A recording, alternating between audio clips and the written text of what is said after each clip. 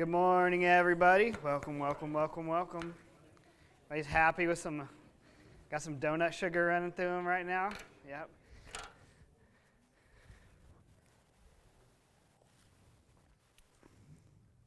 A couple minutes late getting started here. I had to go get that coffee over there.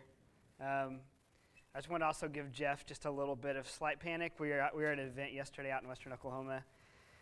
And he said, "You ready for tomorrow?" And I said, I think so. I said, "It's been a pretty long week, but I think I got some thoughts put together and all that." I said, "Feel free just to jump in anytime." And I wanted to give him a little bit of scare and say, "I want you to jump in like all the time up here, and you go ahead and just do the lesson." So again, it's just me today. Jeff did two, and while I was gone, and so I'm going to do two now, and then we'll reconvene and try to do a Daryl, John Mitchell tag team situation coming up pretty soon. But anyways, just me again. Thanks for joining us this morning. If you have not been here, we were talking about followership. And so followership is this word that's been around for a long time, but it sounds almost made up, kind of fake. Like people just put some stuff together to make like this really cute word. But as we're learning here that followership has just a totally bigger connotation than just simply the word following. Because we think of following, we think of, oh, this is me in a path still trying to, it's very similar to discipleship. We're talking about followership, and if you haven't been here in the first few times, we're talking about as a whole, all of us coming together to accomplish a goal. I think that's the official definition, I'm not sure. But that's what we are doing as a body here. It's how do we, as these parts come together and work in all these separate all these ways individually, but then put them together as a whole for the greater good to accomplish some stuff. So let me get back here to my first. So last week we talked about grumbling. It was a very fun topic that I'm sure that we all really love. But unfortunately, it's one that we are all very familiar with. And so today we're going to go beyond just the initial grumbling that we had. We talked about why grumbling is bad, why it's something that we just really need to avoid. I can't remember what did you say to me after class? You probably don't even remember. It was that good. It was just John Mitchell's spark of just one word genius. I was like, I need to write that down. I didn't because I wanted to tell it to you guys. I couldn't. But basically, it's the grumbling. It's the we grumble, we complain. It's not just being upset and displeasure and just putting it out there. It's a deep-rooted bad attitude that we have and how it just affects all of us. It's not just one person, it affects the whole group, and that's what we talked about. So as we're going through, and if you haven't been here, we are using Moses and the Israelites as our kind of our guide of followership right now. So we were to the point last week, they had just parted through the Red Seas, and so God uses this great moment for them to officially say, let's just take off the rose-colored glasses. Let's not, at this moment, think back to what you had back there. I'm going to visually, not just metaphorically, like take you through this water, and you're going to turn around. The water's going to crash on the Egyptians, and like they physically won't be there anymore. Like your enslavers, your captors are gone. They don't exist. And so now that we're on this journey, and so as it goes, as we've learned that these Israelites are so good at doing, and unfortunately we're not that far off, is the complaining is just happening and happening and happening again. And we are, throughout the story of this, 14 times, it's noted that these Israelites are grumbling, complaining, doing things that are making Moses' life so hard. And so that was last week. We were talking about grumbling. And so how that fits into today is we're still going to talk about complaining some, but how a good leader, what happens to a good leader of bad followers? Or how does a bad followership affect a good leader? And so the story that we're going to talk about today, it's one that I grew up with and I thought was very unfair. I thought, like, how could this happen? Like, how could God let this thing happen of all that has happened that Moses has done? And that is whenever Moses did not call out to the rock, struck it at Meribah, and what happened to him. Which is tragic, right? This tragic thing happens that we think of, like, how could this happen to him? Because poor Moses, like, what has he done? He's led the people out. He's one of the greatest Bible characters, I guess a Mount Rushmore guy, if you will, as we do in sports all the time. These Mount Rushmores, Moses is up on there, and he just kind of gets like the heel of the bread loaf in this thing, like the moldy heel.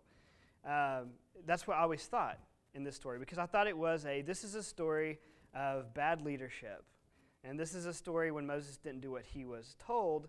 But as I've realized, and I've gone through this, it's bigger more than a sin of not doing what he was told. It was an attitude that he's had, and how this combination of his leadership and a followership kind of comes together in this culmination and makes it happen. So, again, he's just exhausted. He's interceded with God 5 times during this story. One time, whenever they were trying to kill him, and he still is being wanted to be mowed down, and he still calls out and says, "Don't smite. Don't smite these people, please." I mean, that's some leadership right there in its own. He's the judge of these people, or he started judging them before, luckily, Jethro came in and said, "This is how you should do this." But just the toll that this guy has had on himself, and so the whole time I thought that this is a leadership story of Moses. No, this is also the story of followership, and what happens whenever the bad followers hurt a good leader. So I've said leadership several times, and usually whenever you bring up this followership thing, it is when you see this secularly in the business world, or in any context outside of what we're molding this to, you see it as it's leadership versus followership. And usually it comes down to the idea of that if you want to be a good leader, you also have to be a good follower. And it usually stops just right there. And so I just think this whole leadership thing, and that's why I've looked at this story in such a different way, probably my whole life is because the whole leadership aspect has really been burned into us ever since we're young. And that's not to say leadership is bad. I mean, leadership is good. But this whole followership thing, that's why I'd never heard of this word. And I'm 39 years old, and been around the business world, and followership was just never really mentioned that much. Leadership training investments were estimated at $357 billion worldwide in 2020. For young people that are entering the workforce, 70% say, "I really want to see my company that I'm at, I really highly value that they're going to have a leadership program there for me to be molded into a leader," right? So this whole leadership thing is just ingrained in us. And that's why I had a really hard time seeing the overall picture of this. I'm so glad we're doing this followership thing. And so I saw a quote as I was looking at some stuff from this, and it was the Harvard Business Review. I mean, one of my favorite publications. I mean, who doesn't like just sitting there and reading it? I'm just kidding. It was the first thing that popped up in Google about this. So I was going through the Harvard Business Review, and this article popped up, and it was about toxic followership. I was like, bingo, we're talking about toxic followership. It's probably got some good stuff in it. A lot of it was obviously written for the Harvard Business Review. So I'm reading through here, I'm like, and so there was a very vague reference in there to Douglas MacArthur. Okay, so we know who Douglas MacArthur is. One of the great military minds of the South Pacific Sea, very controversial during World War II, very controversial general in history from what happened in the Korean War, but all over considered one of in the pantheons of generals in American history. I mean, right up there, near the top. And so I saw this quote from him, and I thought it was pretty interesting. And it says, "A general is just as good or just as bad as the troops his command make him." And so naturally I'm like, well, I wonder when he said this. I wonder if he said this after a battle. Well, ironically, he said this on the same day that he met with JFK at he lived in the Astoria Hotel with his wife, and JFK come over, and this was about the time in 1961 whenever JFK was really wondering, what do I do about this whole Vietnam thing? And so naturally, he looked up to MacArthur as this macho, brilliant strategist, and he started to think, I really want his insight of what I should do during this situation. So MacArthur comes over, and they spend several occasions together. If I had a picture, I would show you there. It's pretty cool of them sitting there talking. And the story goes where he walks away from it, and MacArthur just says, don't do this. Like, don't do it. It's like, it's not worth it. I had some issues in Korea, and I had some issues with some of this stuff in Asia during World War II. He's like, it's not worth it. And so he does this again, and they talk, and he says it again, and so JFK this is really weighing on him. And so good advice, but then what happens is, just politically, JFK is really pushed in a certain way, and he feels like, I really need to, I feel pressured that I need to go intervene in this South Vietnam, North Vietnam, like Viet Cong conflict, where the Cold War just happened, communism, was just kind of in the minds of everybody. But he didn't want to do it. But he got so much bad intel and so much pressure that he went ahead and kind of caved and started pushing in that direction. So this isn't any political thing, but it goes to show you that the leadership sometimes, no matter how good, no matter like how, I guess, noble or well-intended, we're really affected by the group a lot of the times. And so that's where we come into this as a whole. So all that lead up being said, let's go ahead and talk about the failure at Meribah. And Meribah meaning quarreling, because Meribah's actually happened twice. Meribah, Massa, and this is Meribah Kadesh, I think. Yeah, Meribah Kadesh. So Meribah means quarreling, and that's where we're going to read about the quarreling that happened here. So this is going to be in Numbers 20, and we're going to start this in verse 2, and we're going to go through 10. If somebody wants to pop that open.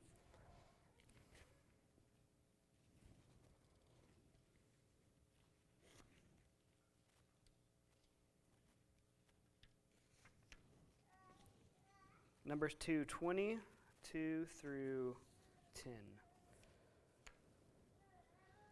Now there was no water for the community, and the people gathered in opposition to Moses and Aaron. They quarreled with Moses and said, if only we had died when our brothers fell dead before the Lord. Why did you bring the Lord's community into this desert, that we and our livestock should die here? Why did you bring us up out of Egypt to this terrible place? It has no grain or figs, grapevines, or pomegranates, and there's no water to drink. Moses and Aaron went from the assembly to the entrance to the tent of meeting and fell face down, and the glory of the Lord appeared to them. The Lord said to Moses, take the staff, and you and your brother Aaron gather the assembly together. Speak to that rock before their eyes, and it will pour out its water. You will bring water out of the rock for the community, so they and their livestock can drink. So Moses took the staff from the Lord's presence, just as he commanded him. He and Aaron gathered the assembly together in front of the rock, and Moses said to them, listen, you rebels, we must bring you water out of this rock. Awesome. Okay, so it ends on a little cliffhanger here. So this is a story that we all know. This is kind of the tale as old as time as they're going through the wilderness here. Like, we've got some more complaining here. But then it ends on this, Moses saying, they gathered his assembly before the rock, and he said to them, listen now, you rebels, shall we bring forth water for you out of this rock? So what does Moses mean by we here? Like in this last verse 10. He says, listen, all you rebels, shall we bring forth water for you out of this rock? What's kind of interesting about that statement? Moses is not going to have really anything to do with it. It's not his power bringing the water. Mm-hmm. Absolutely. So it shouldn't be we. Exactly. It's a bad way of using we in this context right here. Yes.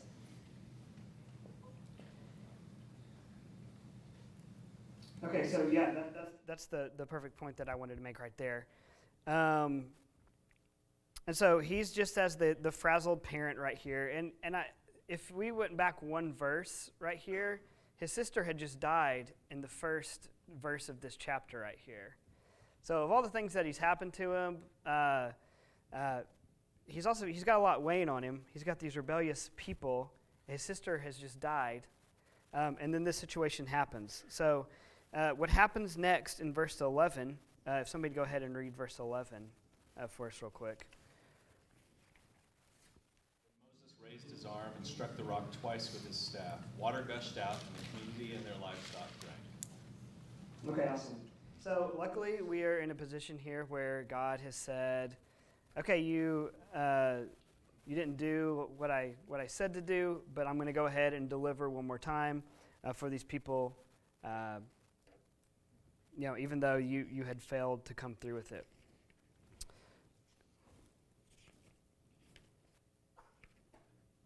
Oh, I got out of order just real quick. Whoops. There we go. I know I'm looking for this thing. I don't have a PowerPoint slide, but it's like the kind of like your pacifier up here. Okay, so he strikes the rock once, not twice. So why does he do that? Is this a blinded by anger situation? Does he feel out of control? Is he confused by the lack of judgment on people this time? Like, why do you think in that situation he goes ahead and strikes it? He was just upset with them because Yeah. they were still complaining. Mm-hmm. His reaction, just in the situation. Mm-hmm.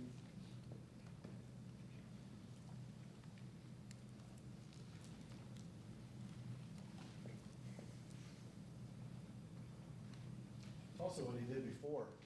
Mm-hmm. Sometimes, as I said, sometimes we think we know a story, so we tune out certain details. God tells him to speak to it. I think he's so frustrated with the people that maybe he decides to go back to what he knows or what he did, rather than intently listening for what God was trying to tell him to do. But, Yeah. But I also think it's kind of like in college, when you get upset or frustrated, you put a hole through the wall, kind of thing. Yeah. At least that's the last time I did anything like that. All right. Yeah. This story reminds me a lot of the story of Elijah and the prophets of Baal, where Elijah's just done this great thing. Moses has done all these great things. God comes through for Moses. God comes through for Elijah, and then something happens, and Elijah loses it, and just says, God, I'm the only one left. It's all me. It's all on me. You've put this all on me, and now they're going to kill me. And I see desperation. I see a break in. It's funny. It's kind of like Star Wars and Luke, and anger is the road to the dark side. Right. And that's one of these just moments that you can feel your character, the character of Elijah breaking, the character of Moses breaking. You feel panic, anxiety, and just kind of losing it. And what brought him there? That's what you're asking is who's responsible for Moses being in this place? And it's a complicated answer, but it's Absolutely. Yeah. I mean, it. I was like, yeah, please talk, somebody. Yeah, go ahead. Concordance, it said the reason that he was punished is because he was taking credit for the rock or getting water out of it instead of giving it to God. Absolutely. So he was punished for that. I never thought about that. Yeah. That's a super great point. Thanks for that, John. I totally agree. We'll come back to that here in a second. But yeah, it's, this is the real overall, encompassing reason of why which we're getting ready to read is God says, sorry, man, sorry, Aaron, this is not going to happen for you guys. And we think, how, he's, the leader of Israel. like the mouthpiece, the one who got him out. How could this really happen? But a lot of stuff had really been building up, like to the point where he broke. And that is the point of all of this. Of what is the sin here? It's the original sin. It is that he lost his faith in God to fulfill his promises to these people. It wasn't just these people. This was the children of Israel, the chosen one. And it was also too, and I think this is where we're talking about Moses failing as a leader in this situation. But John pointed out, it's complicated because this is everybody kind of in this thing together. And so he lost faith in the Lord's ability to overcome Israel's faithlessness in this situation too, I think. Time and time again, whenever Moses says and pleads with God, like, don't wipe these people out. Don't wipe out your children. You've done all these great things for them.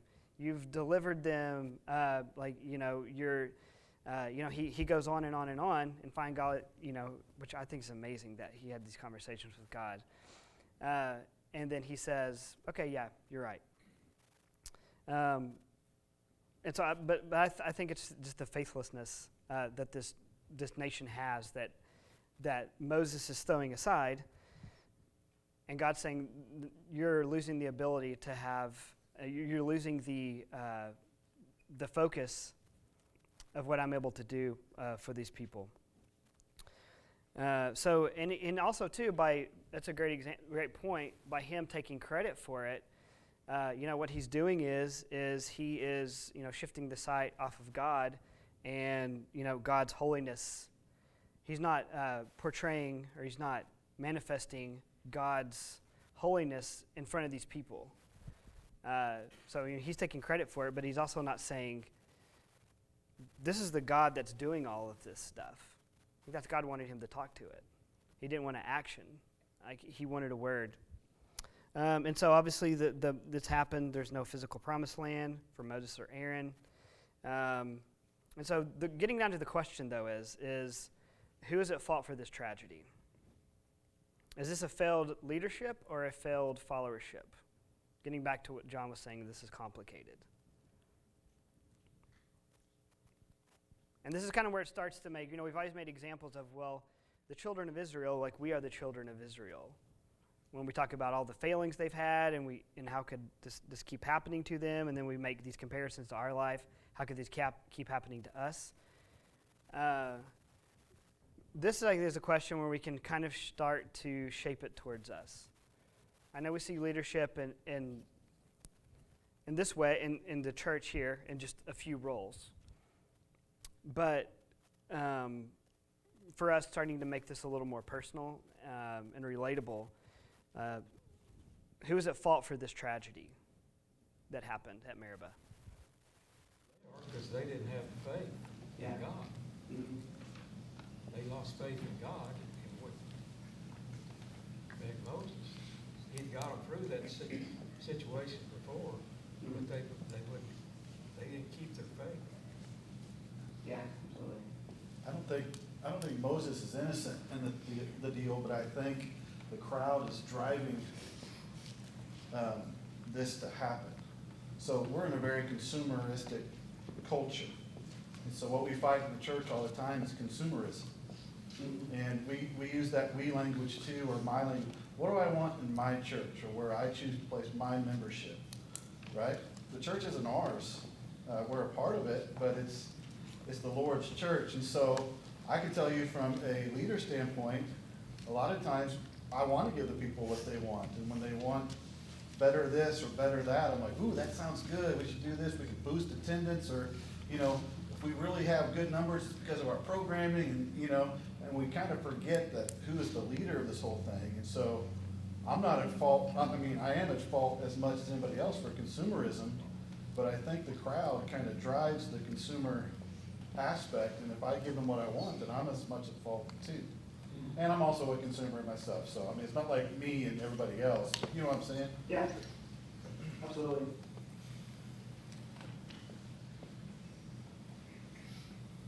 on that point, there's something I came across in 1950s. I talked a little bit of psychology last week, which I'm 0% qualified to talk about. But Solomon Asch ran this. It was to see how well each other or groups affected one another, just by opinion, just biased opinion. And so he ran this set of studies, and it was where he got test groups of people and he put 3 lines together. Not all were the same size, but they were really close. And so when he ran this study, 99% of the people were able to find that whenever I look at this set of lines, I can tell that this one is off. But they also, in some test groups, hired people to be kind of like, I guess, dissuaders of the group. So they would come in, and as these groups got together and would say, that's definitely the right one. One would say, I think it's that one. And as discussions happen, 3/4 of the people in these groups, at least a third of the time, decided like, oh, they made a wrong choice through 3 test trials that they did. And at least 1/3 of the time, they picked the wrong one. Just because one person in the group said that this is the right one, and the group went with it. So I think that's like a great point that you made of how like our brains work together as a group, and we just kind of consume and go with it, and we don't really fall into the amount of, I guess, what's the good word for it? Maybe focus, clarity, like that we need individually.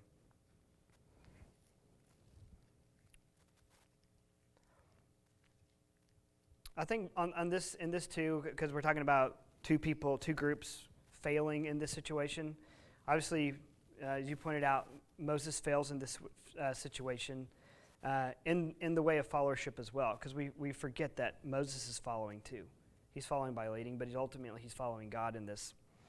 And then, obviously, as you pointed out, and everyone is making this kind of connection now. Obviously, the Israelites are a big part of this, and one of the main reasons that he's not going to enter the Promised Land. Obviously, he had the decision to make, but ultimately, it's the people that have done this so much and pushed him to this point, where he's just finally broke. I think of some other stories that's happened with them. Think of the time Mount Sinai. What happens in Mount Sinai? Just another incredible tragedy. You've got them down there, and the thing about the story that I think is just amazing is that as Moses is coming down from the mountain, that's the time that they've rebelled again, and they've got the golden calves that they're making. And Aaron had an incredible dissuadement in that situation too. We're just being led by the crowd. And so I just look at stories like that, and I'm like, okay, so this was a 2-way deal for sure. So followers bear some responsibility in this situation, 2-way street.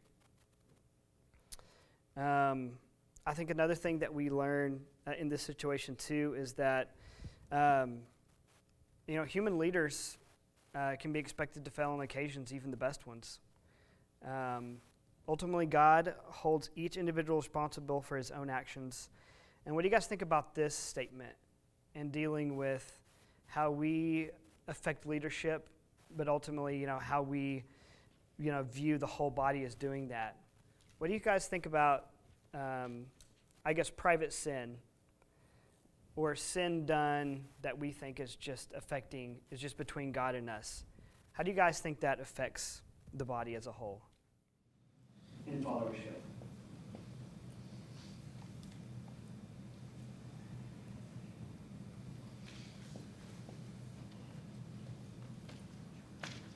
There's probably a piece to it that, like, you start to exclude yourself from the whole. Like, this is me, and so, like, I'm, like, it is at least a barrier between you and everybody else. And, so you don't share it, you don't bring it to a group, because, this is the thing that I struggle with. And so there's that chasm. And so if everybody experiences that, then really like the idea of the group is just an idea and there's no actual group. It's just a bunch of individuals with a buffer zone between them with their sin and joining in the group. Absolutely.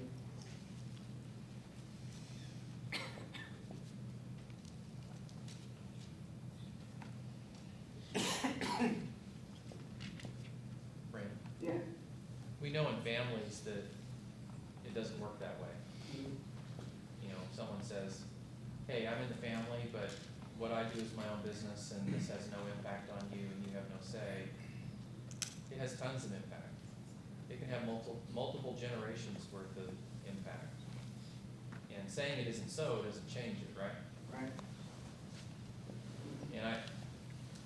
And there's so many things that we bring to the table by having been raised in a more individualistic society versus a communal society. And I think there are things that we struggle with when we try to believe that we're a body. Right. And it's one of those, it's really hard to see your own culture. Yeah. You go somewhere else, you go, hey, their culture is different than mine. You realize that yours isn't necessarily the benchmark. Yeah. That's true. And I think we have a hard time with that because we think, well, this is our normal.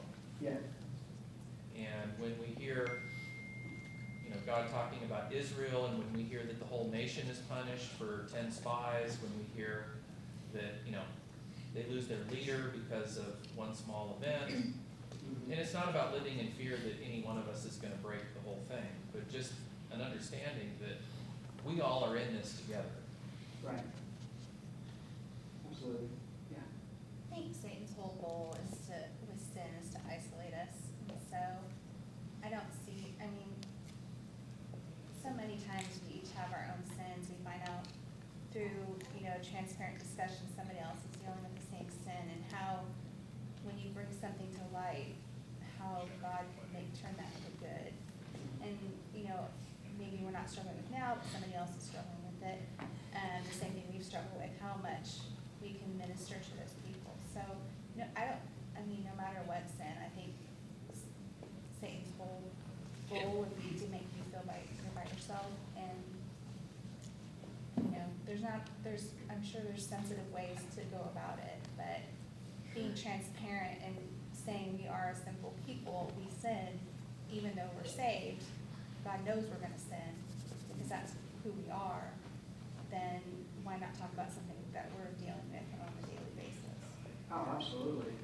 I would say that's it. Just as long as I've been in the church, that has been just such a hard thing that we've not been able to rise up and do as well.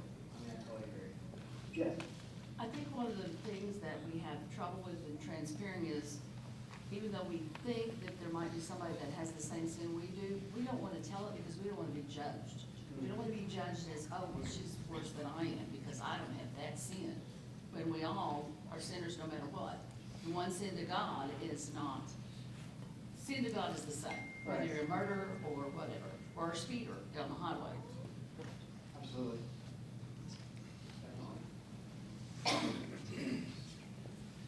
As individuals, we tend to think of these so-called personal and private sins as personal and private sins, and they're different from when we are involved with a group.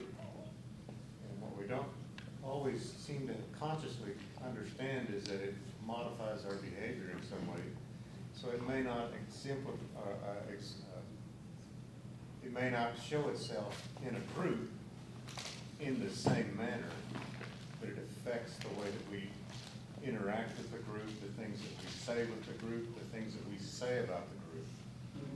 Whether it's, I'm ashamed of what I'm doing, as we were talking about, whether I'm ashamed of what I'm doing and so I don't engage in a stronger way, or I feel like I'm too much of a sinner because of some so-called personal and private sin. And so we don't really contribute in a way that we could if we'll recognize and face those and try to quit living this dual life, as it were. Then we're more effective as a group, because as an individual, we've improved our life. We've given it all over to God in such a way that we disengage from that sin. Sure. And yet it is very hard to do because the devil's pretty clever with that and helps you say, well, you know, nobody knows about this. This is everything you've done in private. Oh, yeah. And so you can just be two people. And we know that's not really possible. Absolutely. And I said last week, I said, this is a really hard topic for me because I have never been just, I guess, the places I've been in my life and the work that I've done has been very siloed. Some of it by choice, some of it not because I don't like people. I like people. But working with people is hard sometimes. And sometimes maybe it's doubt that we have sometimes. We don't want to work or open ourselves up to people like you're talking about with sin. How are people going to view me in this situation? And so as I look at this followership situation, I mean, this one's hitting me right square on the head. Because it is just such a opening up of me to say, man, you're not very good at this. And I look at me, I'm up here talking about it. Like, why are you supposed to listen to this guy? But it's true, like, this has been awesome to sit here and going through, and especially this week, and I know I've rambled a lot today, more so than I really thought. But really of how we look at this story of Moses, and we look at the story of the Israelites, and we say, well, there's two different lessons here. There's one of Moses, and there's one of the Israelites, but it's really of them both falling to the same thing. And I think that's really what we have to be careful with here. And that's why I brought up the thing of private sin, of how this is such a group thing. We do have to make this a decision at the granular level of my commitment to God, and how is that going to affect the group as a whole? We talked about last week that we don't want to be just followers, but we also want to be multipliers. Like, we follow to multiply. And so that's the whole thing that I got away from these stories of the Israelites and their failing at this position, or at this place of Meribah, and how I thought it was something that it wasn't. And it's ultimately not letting God, being the person that really gives you everything that you need when you're in your wilderness. And I think as a group, and I'm going to wrap this up because I know it's up on time here. As a group, as we're going through this life together, as we're growing in this church together, as we're following leadership and new leadership roles and ministries are happening, and I think that we're pretty good at this. But let's just remember that words go a long way, actions go a long way, personal commitment goes a long way, but patience goes a long way too. I know we're a very impatient people. We're not a reflective society. I wish that my personal map of God, if I had a picture and I was cool, I would have a Google map up there, and I would have had a distance from walking from Cairo to Jerusalem. You know how long it would say? Like 6 days, if you were to pick the path. Obviously, they couldn't go that way because of armies and because of what God had in store for them. But in a direct path, it was not 40 years, like to get all the way from Egypt to Canaan, the promised land. And so I think like we're in the same way a lot of the time. So as a group, as we are following our leaders here, as we're following one another at times, let's be patient, let's have grace, and know that there's somebody out there who really wants us to stumble in this thing. And so let's just be very mindful and wary of that as we strive to become a following body together to do something good for God. So, okay, that's all I've got for today. That was a lot of me talking. I appreciate you guys hanging through this. You guys have a great week, and we'll see you here next time. Probably with Jeff to help me ramble through this. So thank you, everybody.